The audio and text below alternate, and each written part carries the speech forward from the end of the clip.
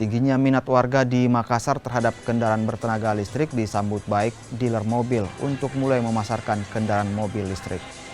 Menurut mereka, penjualan mobil listrik berpotensi meningkat di Makassar lantaran didukung infrastruktur yang baik, salah satunya banyaknya stasiun pengisian kendaraan listrik umum.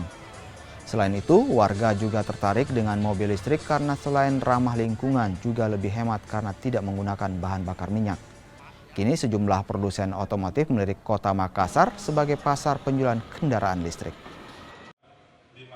Kita harapkan memang antusias daripada customer kita, customer Toyota pada khususnya, itu mereka sangat menunggu-nunggu atau menanti daripada kehadiran mobil listrik itu sendiri yang dari Toyota.